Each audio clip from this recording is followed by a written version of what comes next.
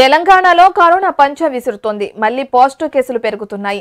ఒకవైపు కొత్త వేరియంట్, మరోవైపు కోవిడ్ పాజిటివ్ కేసులు నమోదవుతుండటంతో ఆందోళన వ్యక్తమవుతుంది. ఈ నేపథ్యంలో ప్రభుత్వం మళ్లీ కఠినమైన ఆంక్షలు విధించేందుకు సిద్ధమవుతున్నట్టు తెలుస్తోంది. ఇక విద్యా సంస్థలకు ఈ నెల 30వ తేదీ వరకు సెలవులు పొడిగించిన ప్రభుత్వం రాష్ట్ర వ్యాప్తంగా కఠిన ఆంక్షలు విధించేందుకు రెడీ అవుతుంది. ఈ నెల 17వ తేదీన మధ్యాహ్నం 2 గంటలకు ముఖ్యమంత్రి కేసీఆర్ ప్రగతి భవన్లో అధికారులతో కీలక సమావేశం నిర్వహించనున్నారు. రాష్ట్రంలో కోవిడ్ కేసులు పెరుగుతున్న దృష్ట్యా ఆంక్షలు విధించే అవకాశం కనిపిస్తోంది. ఈ సమావేశంలో రాష్ట్రంలో కరోనా పరిస్థితులపై చర్చించనున్నారు. కరోనా కేసులు పెరుగుతున్న నేపథ్యంలో తీసుకోవాల్సిన చర్యలపై చర్చించి ముఖ్యమంత్రి కేసీఆర్ ప్రకటించనున్నారు.